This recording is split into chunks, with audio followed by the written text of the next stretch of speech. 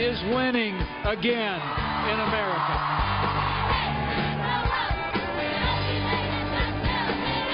It is no coincidence that the first right cited in the Declaration of Independence is the right to life.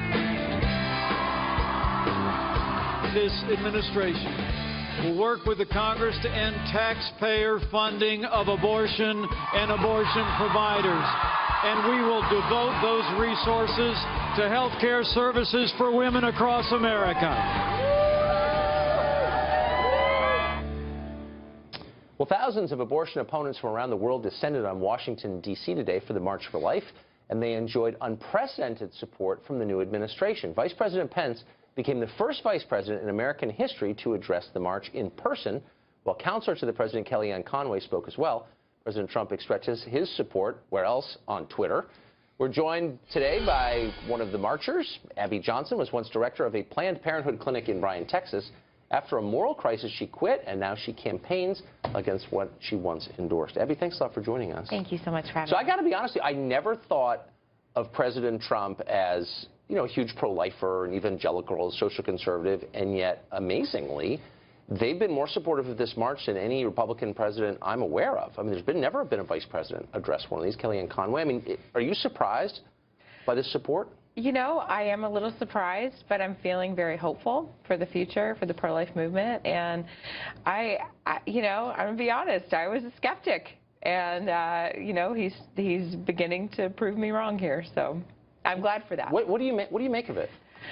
Yeah, I think that that the pro-life movement helped to elect Donald Trump. Yes. And so I think that this is one way that he can express his gratitude to the pro-life movement for putting him in that position and for supporting him throughout his election. And I'm really happy he's doing it. It's interesting because in places like Washington and New York and Los Angeles, the single most embarrassing thing you can say, the surest way to be ostracized socially, is to say you oppose legal abortion. People just hate that. And Trump doesn't seem to care. Well, he doesn't seem to care about most things. I guess that's a good point.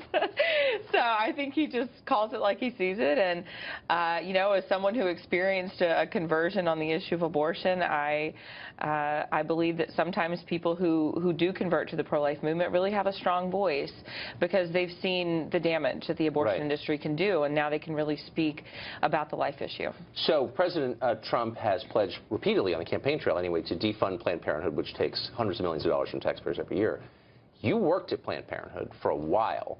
The obvious question is, do you think the people at Planned Parenthood have any kind of moral qualm about abortion at all, or do they see it just as another medical procedure? I think they see it just as another medical procedure, but I think that it is really the cost center surrounding Planned Parenthood and the services they provide. I mean, that is their highest revenue generating product that they sell. They implement abortion quotas in all of their clinics. What do you mean quotas? You have to perform a certain number of abortions every month.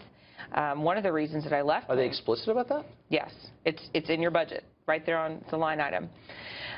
One of the reasons I left Planned Parenthood was because in a budget meeting I was told to double that abortion quota.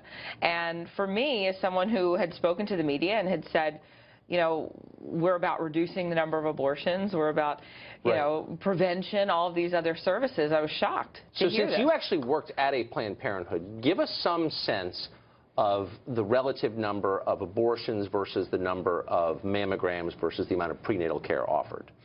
So, okay, abortions, Planned Parenthood provides over 330,000 abortions a year. They are the largest single abortion provider in our country. They provide not one mammogram. There's not one Planned Parenthood clinic across the country that has a licensed mammogram machine. Or as a licensed mammogram facility, even though Cecile Richards and Joy Behar and many other people said that they do perform mammograms, they eventually had to come out and say that they don't. Planned Parenthood is not a provider of prenatal care.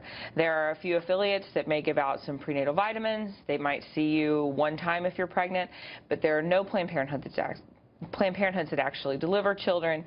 The bulk of their services are contraceptive services and abortion. Interesting. So that talk about being a healthcare provider, providing the whole spectrum of reproductive-related health care services. It's really about contraception and abortion. Sure. Well, and listen to this. We just found out recently there are at least 2 Planned Parenthood Planned Parenthood facilities in the country, one in Madison, Wisconsin, one in Overland Park, Kansas.